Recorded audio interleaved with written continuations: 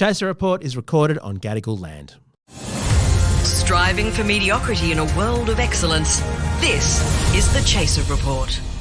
Hello and welcome to the Chaser Report. Dom Knight back with you from weeks of doing other work, and Charles isn't here, but we have a considerably better option, to be honest. It's Sami Shah. Hello, Sami. Hello. Am I basically Brown Charles now? Like Barrels, I guess? Brown Charles. I think that's so unfair to your me talent. Or Charles? To your talent. I mean, look, I've known Charles for a long time. I think if you could, Charles could have a lot of different skin tones. He'd still have the same flaws. Yeah. He just wouldn't have gone so far in life. Exactly. Yeah, indeed. Yeah, Anyway, there is a lot more patience with his flaws than there are with mine. Absolutely. How are you? I am aware of my age. I think is the best way to put this. So I'm 44 years old, and being a 44-year-old, every year or so I go and get a checkup done. Just, in my 40s, since my 40s, I've been kind of staying on top of my health. By staying on top of my health, I mean, I get a checkup done and I do nothing about what the results are. So about a year and a half ago, I got a blood test done and I was told that my cholesterol is exorbitantly high, just shockingly high. And I was like, oh, absolutely, I should definitely do something about that. And then for a year and a half, I did absolutely nothing. Like, not even eating one salad. I think I doubled down. I think I went harder. I put butter on the butter. Let's see how far we could push these numbers. Yeah, basically. It's the only time in my life that my ratings have gone up.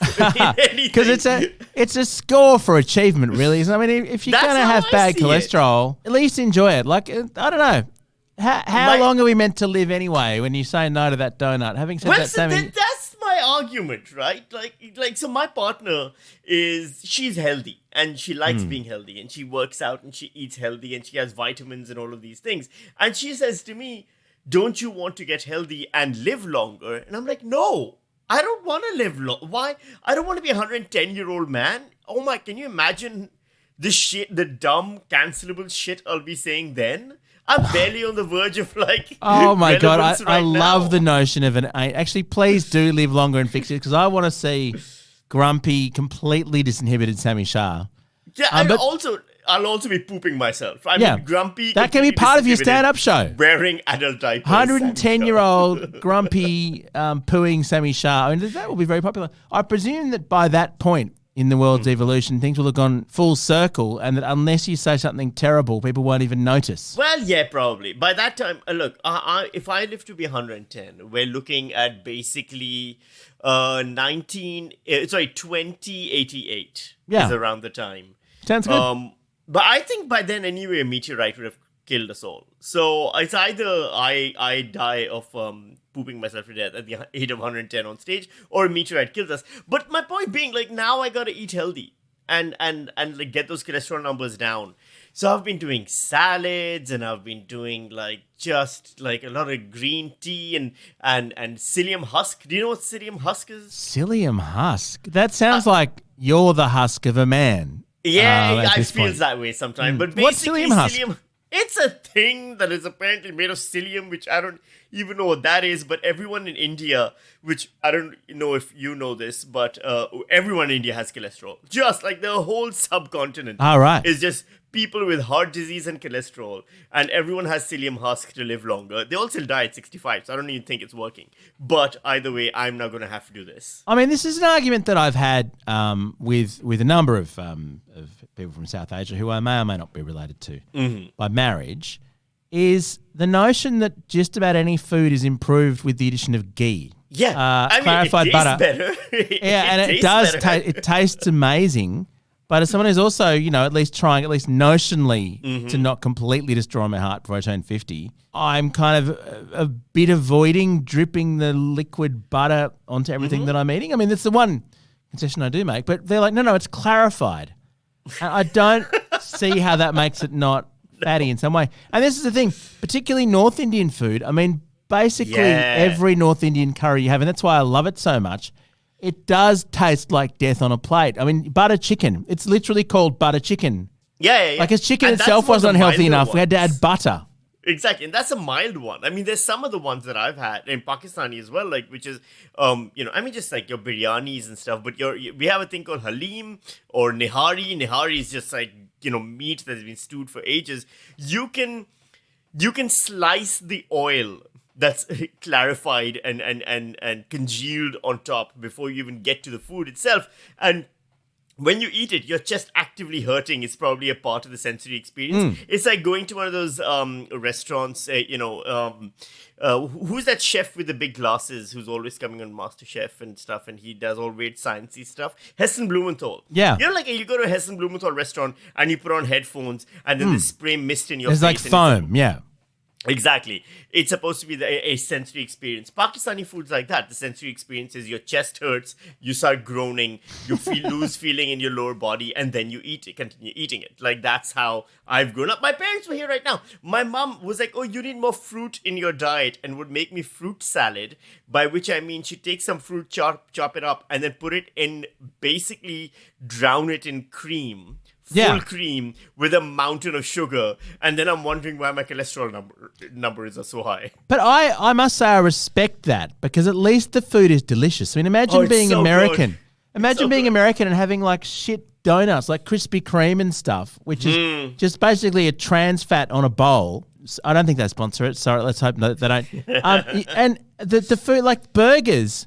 I remember the first time I went to America and I ordered like a diner burger, and I was like, oh my God, this is going to change my life. I've just heard about these diners. I sat down there in like a kind of like Laminex table, Formica counter and all that.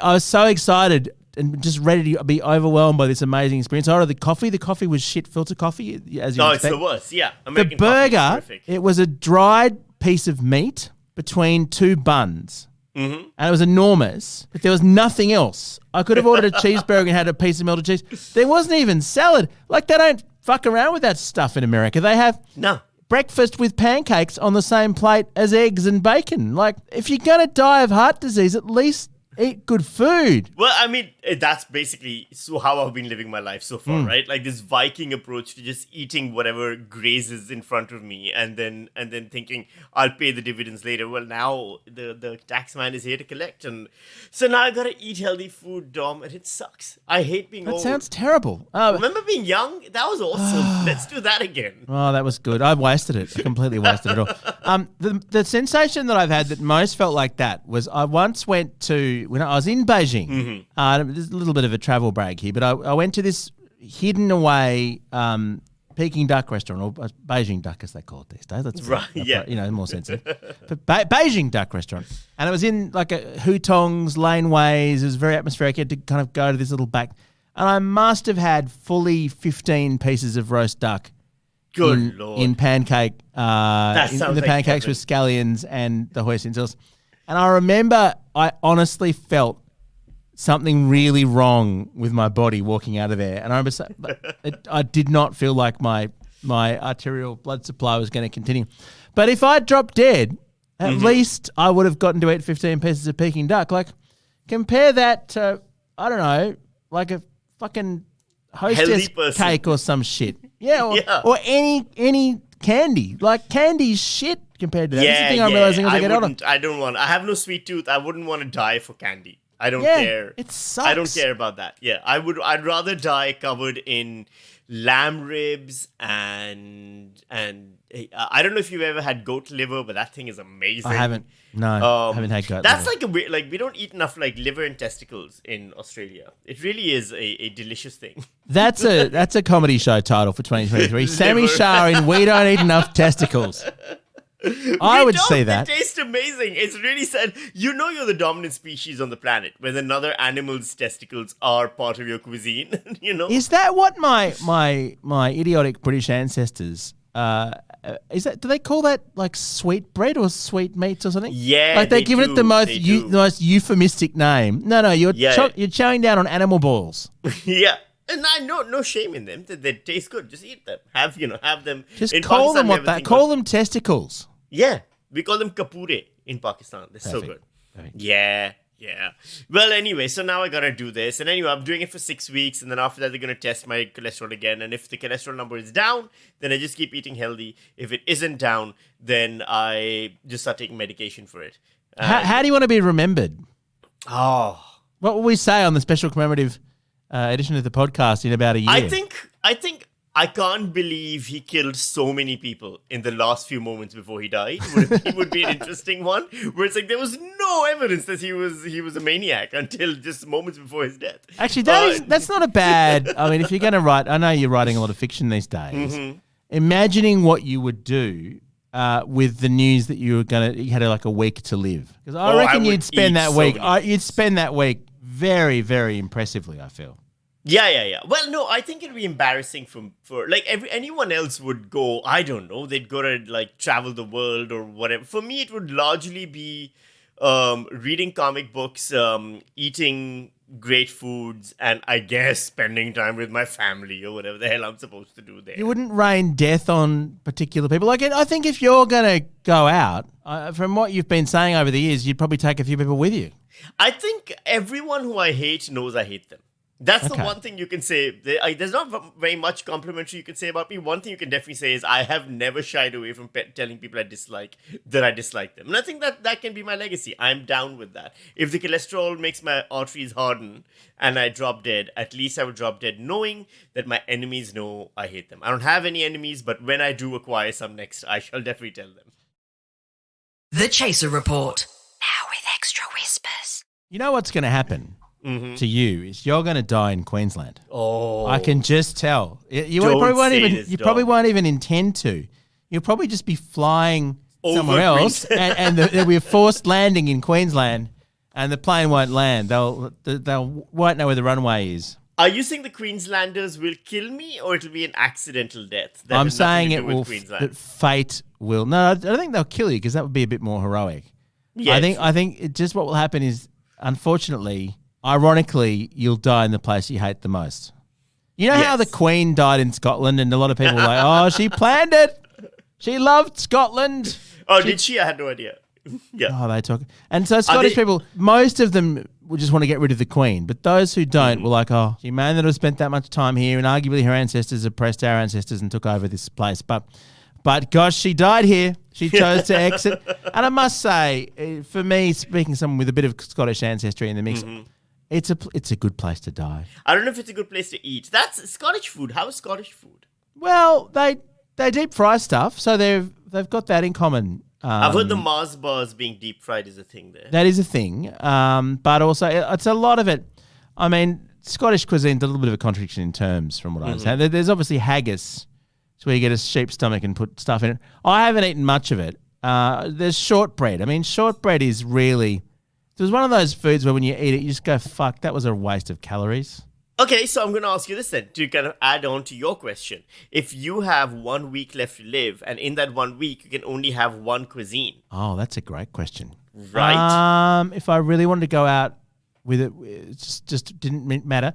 I think probably Thai. I think I'd go Thai food. I really love Thai food, particularly because I could have all those coconut milky curries and barbecued meats and all that stuff, and just who gives a shit? All the sticky rice, coconut rice. Yeah. Thai desserts are the most excellently calorific things around.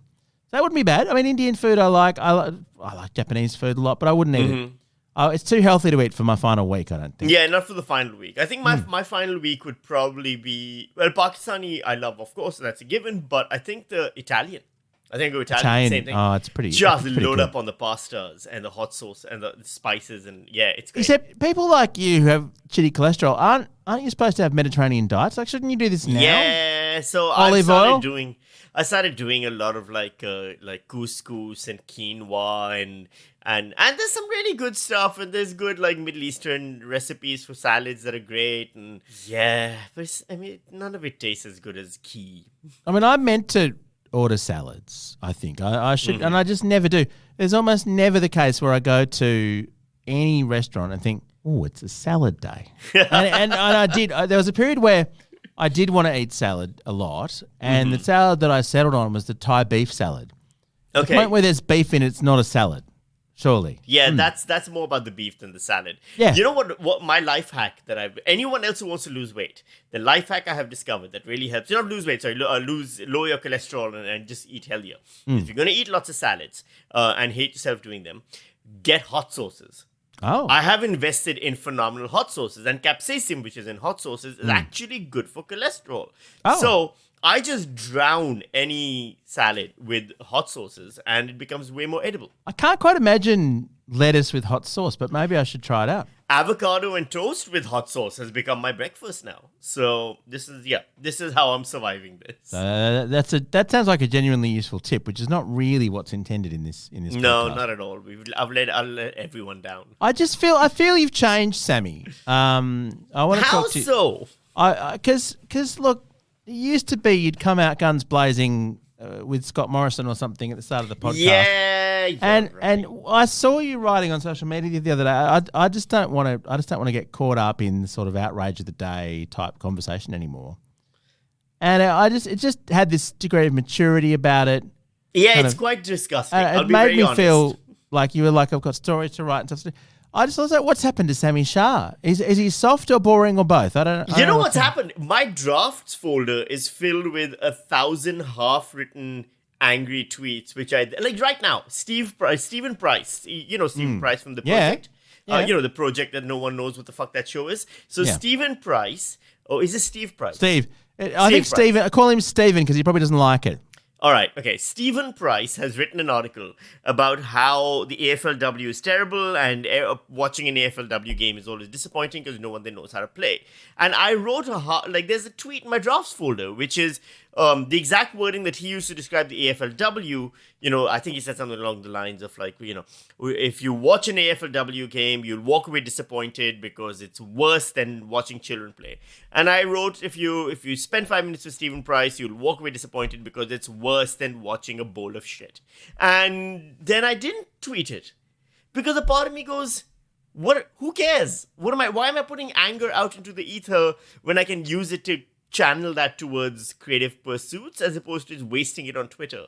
That's a very good point. I mean, this is the same thing. Jared Henderson's Media Watchdog, which is the most verbose cry for help I think I've ever come across. Yeah, that's the column that he writes for the. We've all Australian. agreed it's a serial killer's rant, is what that is. It's not. It's not healthy. Like when you read that, you don't go, "This is a well-adjusted human being." And if you take the first letter of every sentence, it will actually tell you the locations of all the bodies that Jared Henderson has been slowly liquefying over decades, and he goes back to have sex with every now and then.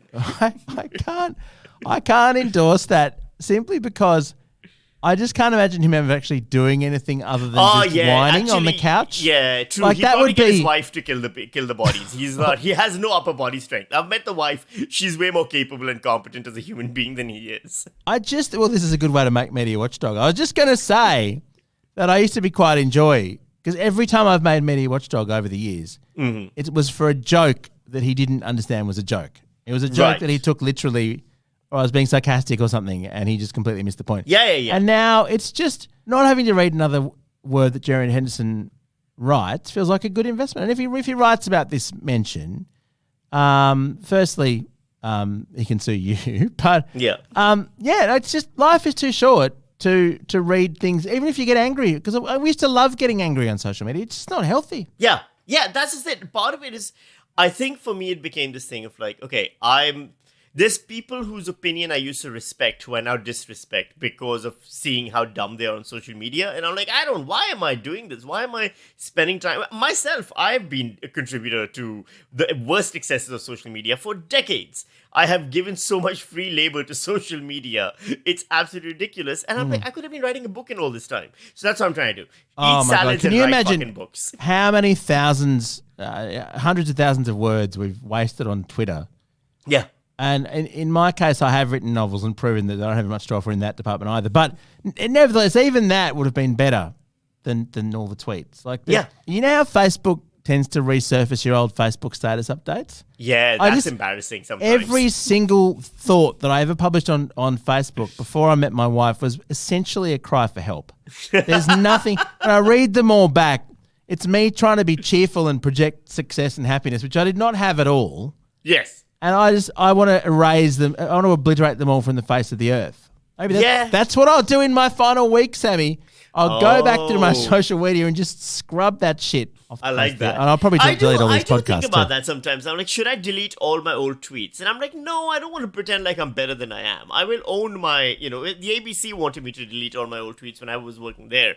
And I was like, no, if anyone wants to cancel me or whatever, I'll own up to who I am. I don't care. Like, I'd much rather own my own excesses and weaknesses than pretend like they didn't exist. One of my favorite things about Twitter is that at one point the Library of Congress decided to archive the whole of Twitter. So you wouldn't have been able to live that. You couldn't have deleted it all. It would have been there forever. But in the end, they just went, oh, too hard. Yeah. And I think, given that I learnt this week that they have 1,800 flutes in their collection, it just goes to show it's not that they didn't have the room, it's that they just went, actually, this has no value. Let it die with this generation. Even a badly played flute still puts music out into the world. What exactly are my tweets putting out into the world? That's a good question, Sammy. Thank you for joining us. I hope you survive until the next episode. Our gear is from Rode. We're part of the Acast Creator Network, and Sammy's podcast is News Weekly, WEAKLY. You should subscribe to that if you haven't already. Thank you.